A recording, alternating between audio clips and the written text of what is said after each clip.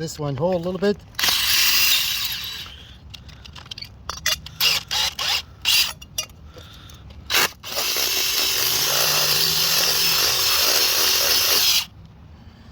Make a bigger hole in here. You see, I grind it, but pretty much that's 100% weld. As you see, this not such rust can block the, I mean, we grind it and everything, but this is weld, and we're gonna have to use this to make it the hole bigger. Same like this.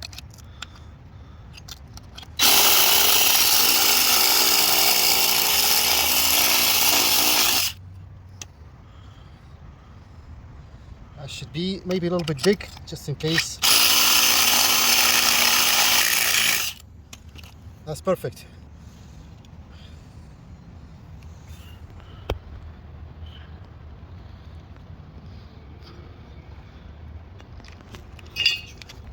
I think I'm gonna have to hold it back again. There's no way to add like to, it sits like that, see?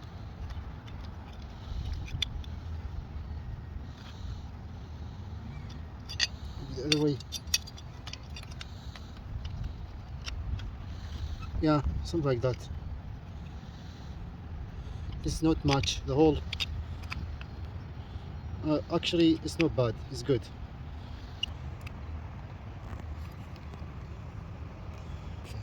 Now we're gonna clean this a little bit with the wire brush.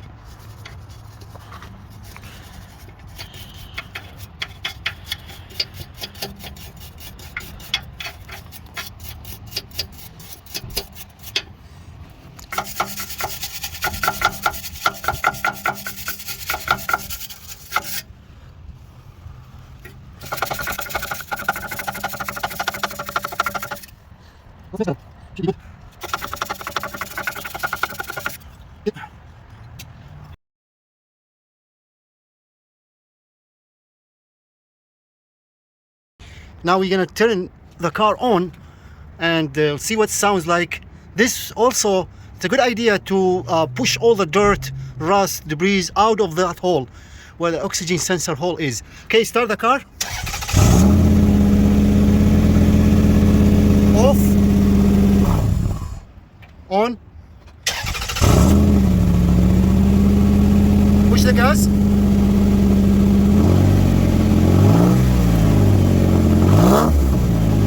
Push. Push. Good.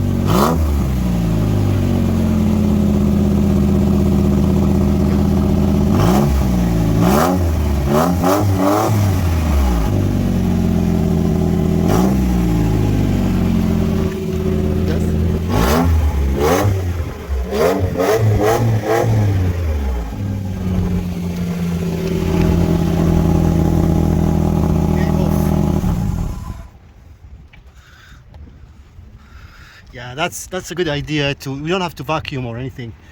That will get rid of the dust and rust, debris, anything inside that pipe.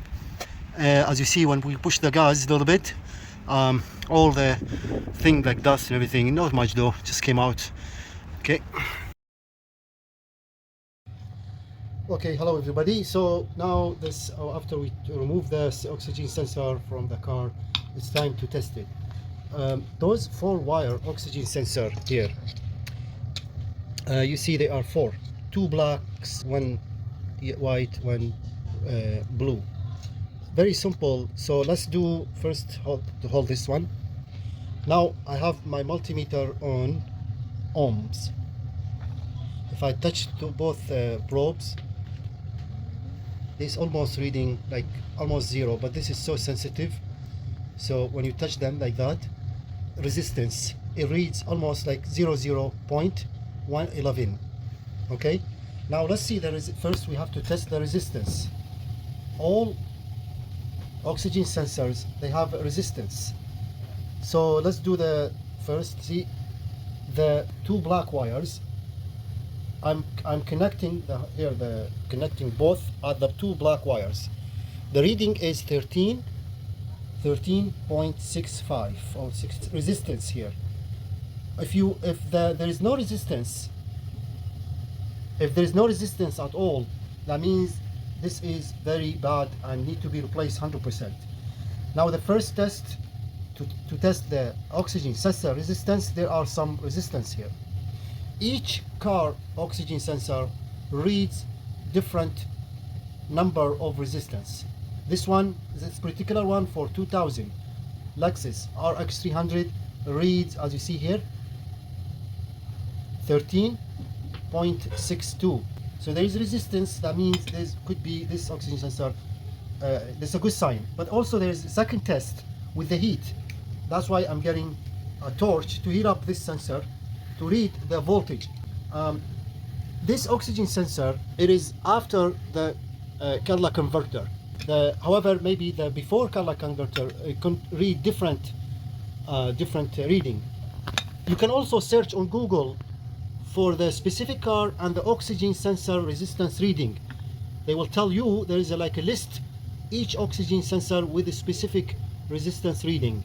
For this particular one, it has a 13.6. Check again for resistance. Okay, 13.6. Blue and white or any other colors in like beside the two black are resistance. Any other color or the blue and white, those are the voltage. When the oxygen sensor reaches a specific temperature, it sends voltage. So those are for the voltage, and that's one thing we're gonna test right now. Now we have to go to voltage, DC. This is AC, DC. You can also use a auto mode if you have a multimeter auto, or you can use any multimeter. Even this one will work. Very simple. See, this is a DC and AC. Go to the lowest one, 20 volt DC. This one, however, is auto. Okay, that's AC and DC voltage. Okay, just like that. And let's do the voltage test. Now those are the wiring connector. Let's connect them to hold this one like that. It's also a good way to have some small clamp like this one. You know, it works good for this type of depth test. Here we go. And you can connect those wiring here, on here, and on here. Okay, now it's time to test. See, voltage. Let's heat up this one a little bit. Watch the this one I'm gonna heat up, and then you can watch temperature. The more temperature I get on this oxygen sensor, the voltage should read more. If it doesn't read any voltage, that means the sensor is bad. If it reads more like voltage, that means also the sensor is bad.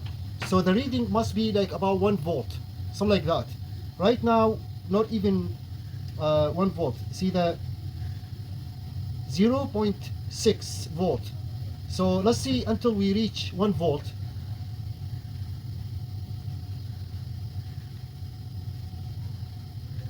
Let's remove this. Now see the voltage drop.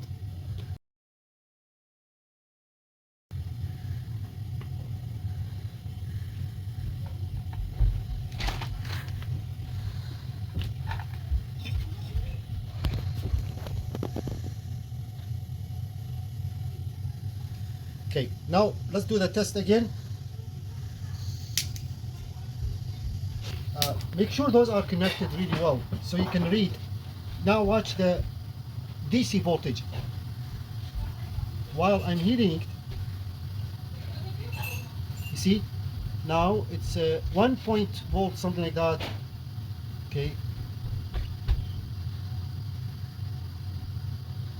As soon as I remove the torch, temperature should drop. You see that? It's dropping a little bit slow because the sensor is still hot. This temperature should drop now slowly, see? So I think this oxygen sensor is working. This is basically typically way to test your oxygen sensor out of the car. There is another way to test it while the oxygen sensor in the car, but since we removed it now, it's easy to test it. The voltage is dropping, temperature is dropping too. As soon as I until reach almost zero, as soon as this is cold, there will be zero voltage. But again, the voltage must not exceed more than 1 volt. Okay, let's see again. Of course, if I put more heat, see the voltage start increasing right away. See that? More heat, more voltage. Less heat, no voltage. See that? Let's do again.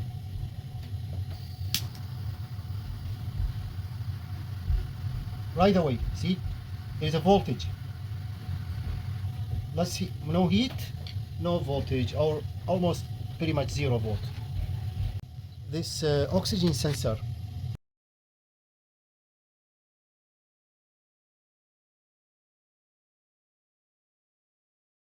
side you see the holes?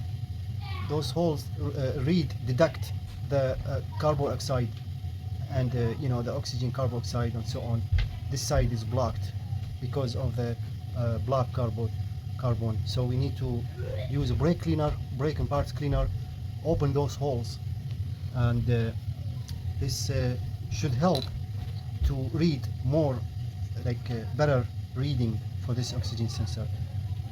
So let's do that. Let's clean this oxygen sensor with the wire brush. Those holes are blocked. That's why maybe this oxygen sensor has a bad reading. But let's get all those dust, rusts, debris, and a lot of other bad things. You see that? It's pretty bad actually. So you got some holes are blocked here. Trying to clean them. Okay.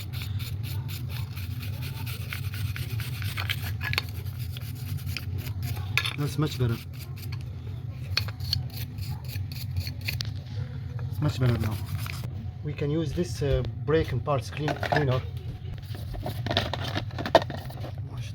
See?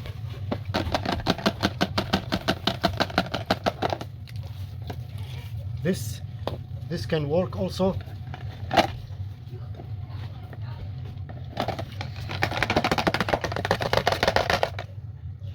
Yeah, it's clean. It's good.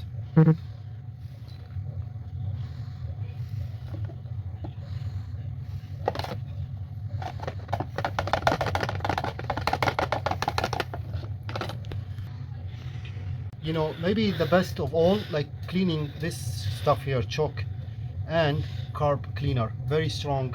Also, you can use this also if you like,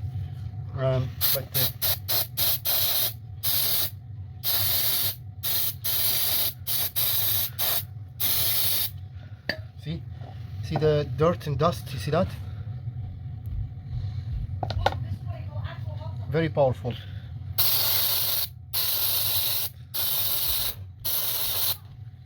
Okay, yeah, that should be good. It's all clean, see that? That's good.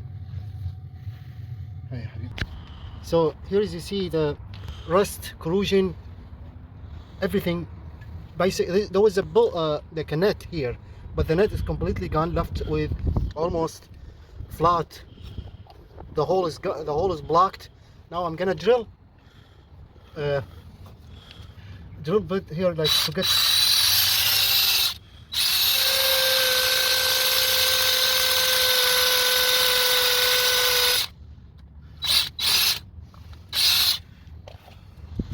maybe let's get bigger one.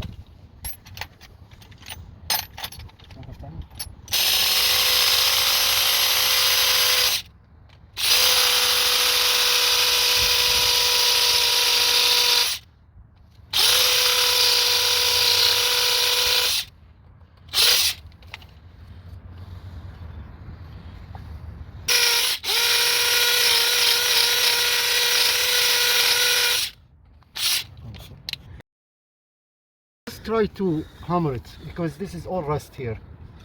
So maybe if I hammer it, maybe this will break free. Maybe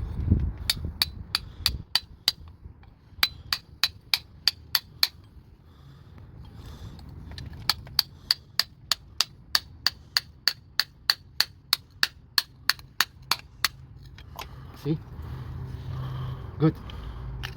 We got it free.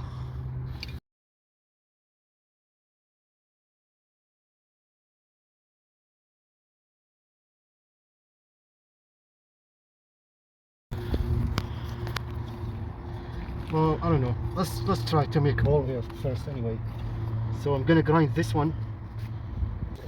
Now we have to grind this. It's completely. It's like weld. You see that? I don't know if it's weld or I have no idea. It's just blocking the hole completely. So.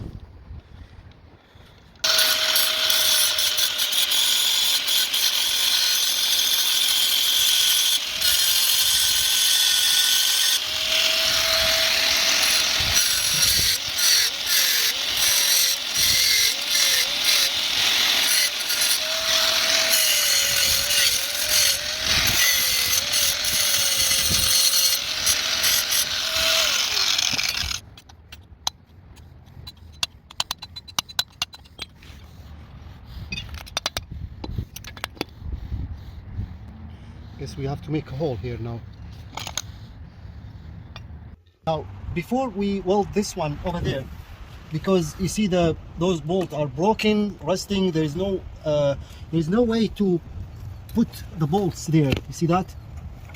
It's pretty much the only way, maybe to, unless if we cut this pipe and buy the whole thing here. But I don't want to do that.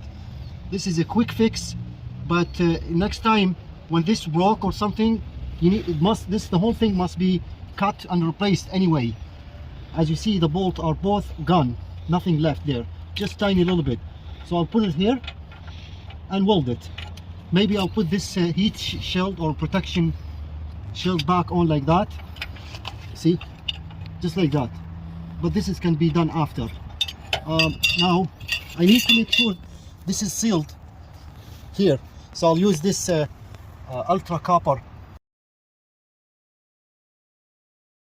sealer.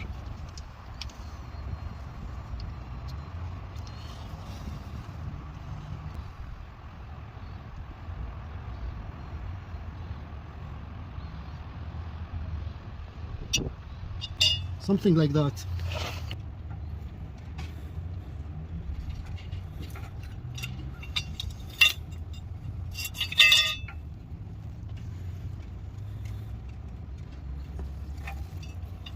Okay, over there.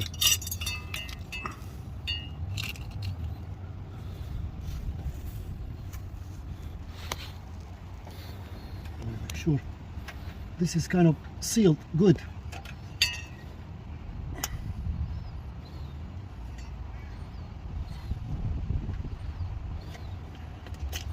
A lot of copper sealer all around, as you see. And this way it has like won't leak or anything. Now I'm gonna weld it, so I'm gonna have to push it and weld it.